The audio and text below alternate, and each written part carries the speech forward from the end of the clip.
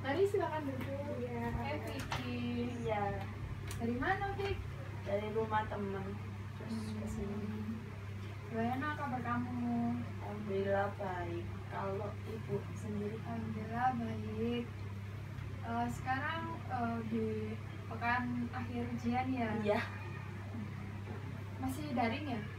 masih dari Apa keluargamu sehat? sehat. Alhamdulillah. Kalau keluarga ibu? Alhamdulillah keluarga juga sehat. Apa kamu haus, Vicky? Ibu ambilkan minum dulu Nggak ya? usah ya, nggak repot bu. Nggak apa-apa. Kalau mungkin kamu dari rumah temenmu kamu haus. Terima kasih. Jadi kesini naik apa? Jadi diantar sama temen sih. Hmm, Dia kan habis dari rumah temen. makanya kok tahu rumah ibu.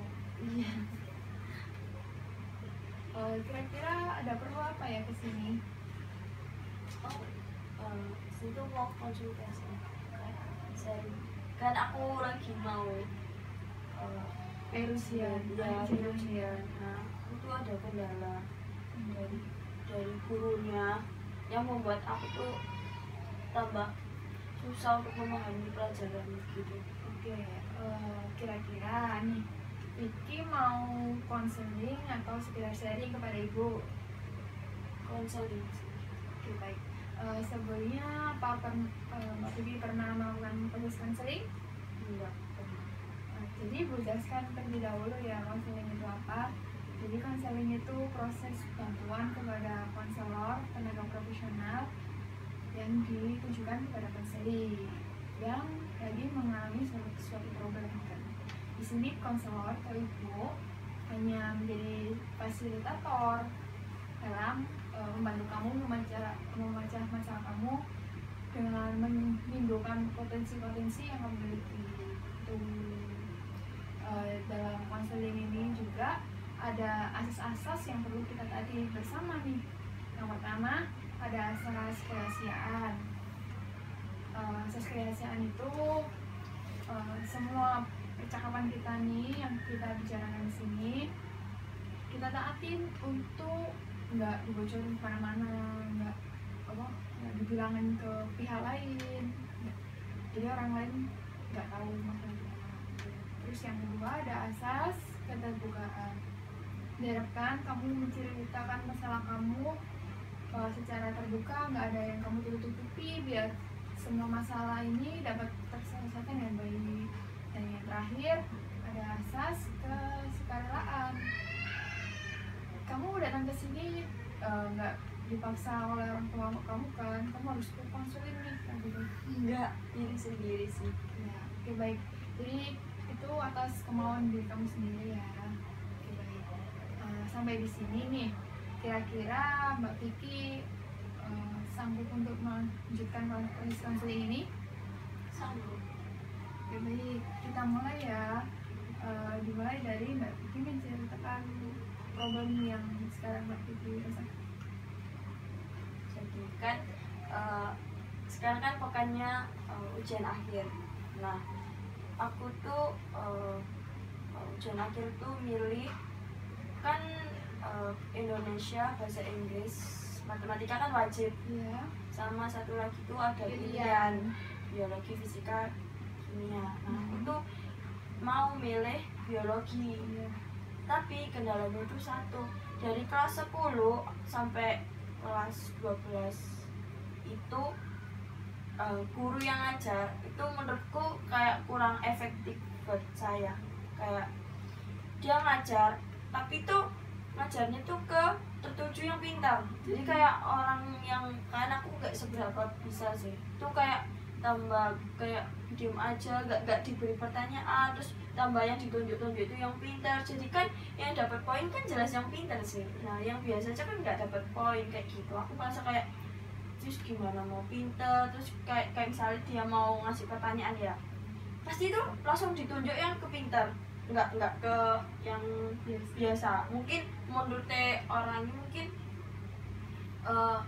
pintar itu lebih enak kalau misalnya aku jawab terus mudah, enak menurut dia. Tapi kan kalau kayak gitu kan ya nggak baik sih buat orang yang nggak bisa. Karena aku tuh nggak mau pilih fisika sama kimia itu karena aku nggak bisa. Tapi gurunya itu lebih enak, maksudnya Gak mengajar. dalam mengajar itu enak, harusnya mudah, cuman nanti takut waktu ujian akhirnya nggak bisa, jadi milih yang gampang. Biologi kan nggak perlu ngitung, emang ada ngitung tapi kan dikit kayak gitu. Tapi yang kurang efektif tuh gurunya, cara ngajarnya. Aku nggak tahu kenapa kayak lebih pinter ituin terus kayak gitu. Terus cara ngajarnya pun kayak neranginnya itu menghadap ke sisi yang lebih kepinter. Jadi kayak misalnya dia tahu kalau yang sebelah sini tuh pintar, sebelah sini tuh enggak, dia ngadepin yang pintar. Kan yang nggak bisa kan ya ketutupan tulisannya, gurunya nerangin ke sana terus kayak gini kan gak enak kalau belajar kayak gitu. Jadi kan aku tambah nggak suka sama gurunya karena dia ngajar gitu. Padahal aku jelas-jelas pengen milih kalau ujian akhir tuh biologi, tapi gurunya kayak gitu. Oke, baik, Ibu mengerti apa yang Mbak Vicky rasakan. Tadi Mbak Vicky kan bilang gurunya kurang efisien, gurunya pilih-pilih murid, gitu. Gurunya mengajarnya hanya untuk siswa yang lebih pintar, gitu. Kira-kira nih, Mbak Vicky sudah pernah mencoba untuk semua duduk sebelah nih sama anak yang pintar biar gurunya juga Lihat nggak pernah sih, soalnya takut aja kalau dulu sama aku kepingin dilihat diperhatiin sama guru nih, tapi aku takut kalau misalnya aku diberi pertanyaan, soalnya aku takut gak bisa jawab. Kalau misalnya aku duduk sama yang pintar kan jelas nanti kalau misalnya dia nunjuk ke anak yang lebih pintar terus dia nggak bisa, kan pasti ke sebelahnya gitu lah. Aku takut kalau aku disuruh jawab. Aku cuma pengen dia itu kayak kalau ngajar itu ke semua kayak gitu, merata. Tapi nggak ke yang pintar terus gitu loh, yang bodoh juga yang bodoh. Maksudnya yang nggak seberapa bisa itu diperhatiin juga, jadi kan sama-sama bisa gitu. Apa Mbak Vicky pernah dihukum sama guru tersebut? Pernah sih, kan pernah nggak ngerjain PR. Ya Kan itu kesalahan diri sendiri. iya. Kira-kira nih kalau dinilai dari tingkatan, seberapa takutnya Mbak Vicky sama guru tersebut? 0 sampai 10 kira-kira berapa nih? Nomor 10, kalau aku takut itu 8 yang tinggi. Wah, itu lumayan tinggi ya. Iya, soalnya aku udah nggak suka banget, nggak suka ke orangnya gitu pasti. Tapi Mbak Vicky suka sama pelajarannya? Suka. Aku kadang kayak kalau pelajaran itu sukanya kan nyatet. Aku suka kalau ngehias catatan. Sedangkan biologi kan banyak nyatetnya sih, gambar-gambar. Ya itu paling aku suka, jadi aku suka pelajarannya. Dan kalau aku nulis tak hias-hias kan lebih merangsang ke aku sih gitu, jadi gak suka guru. Mbak Vicky sering nyatat nih dengan di gambar sama diwarnai, masa gurunya nggak suka? Nggak pernah melihat hasil catatan Mbak Vicky dan memuji Mbak Vicky, wah bagus ya catatannya gitu? Gak pernah, soalnya kan gurunya nggak pernah kayak lihat tulisannya kita. Gurunya cuma kayak merangkum ya bab ini gitu aja. Terus nanti kalau di akhir misalnya minggu ini ya disuruh merangkum, terus minggu depan disuruh siapa yang udah merangkum, terus baru kalau dia jawab saya sudah, ditanya ini mudah nggak bab itu kayak gitu. Kira-kira nih Bu, tanya gimana sih cara mengajar guru tersebut? Ya kayak gitu kak. Kalau cara ngajarnya ya, dia itu lebih ke prefer ke orang yang pintar. Jadi kayak lebih privat, hanya khusus untuk murid yang pandai. Sedangkan kan sekolah kan juga buat iya yang nggak bisa jadi pintar, nggak yang pintar jadi pintar, yang bodoh jadi bodoh.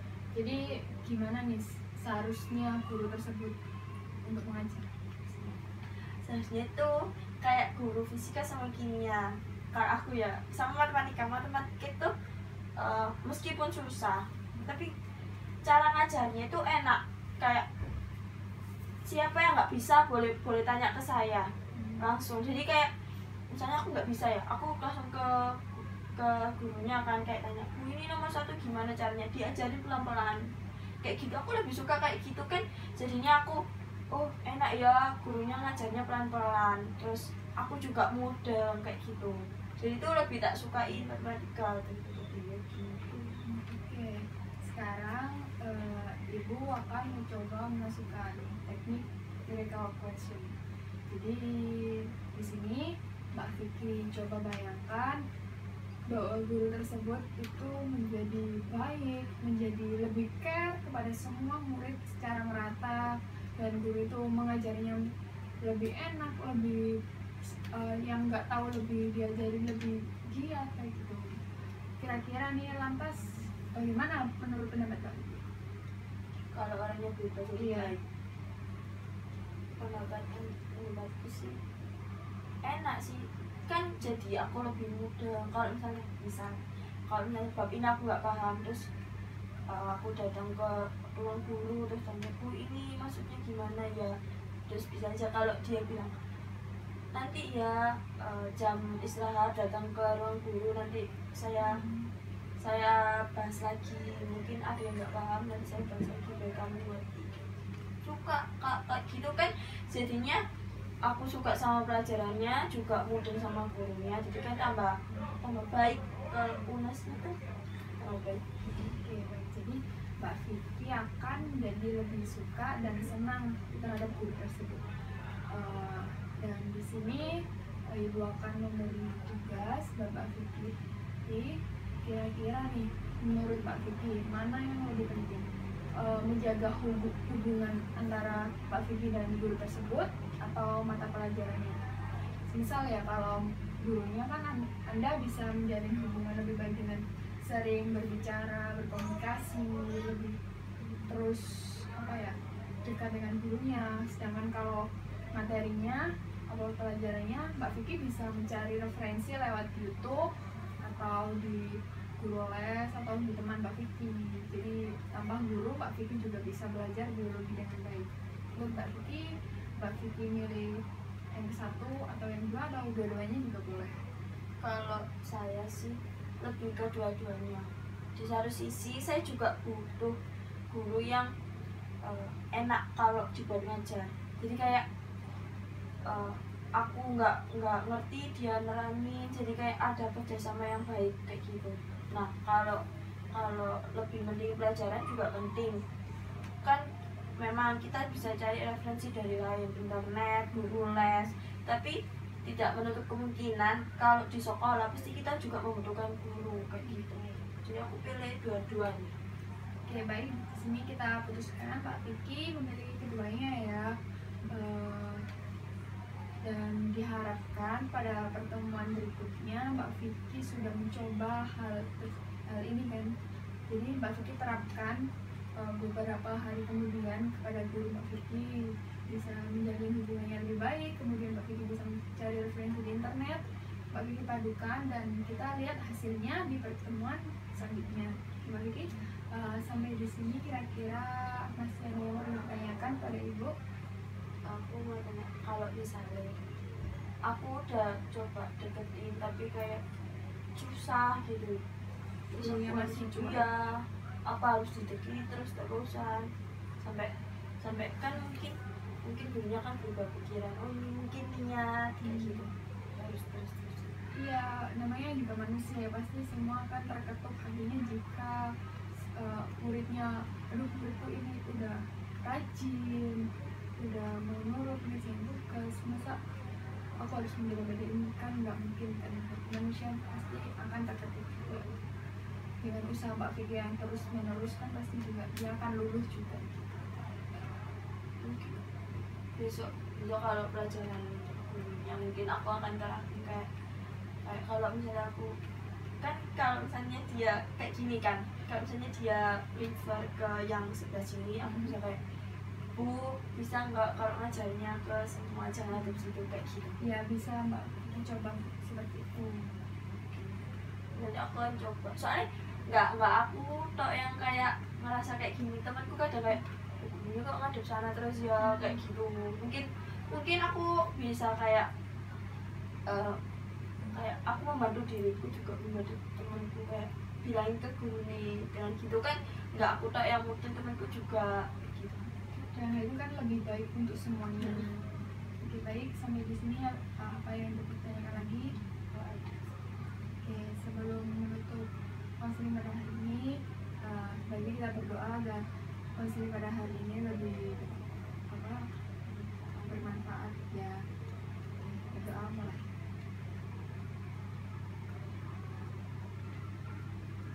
Selesai. Terima kasih ya. Tak bilang apa dulu.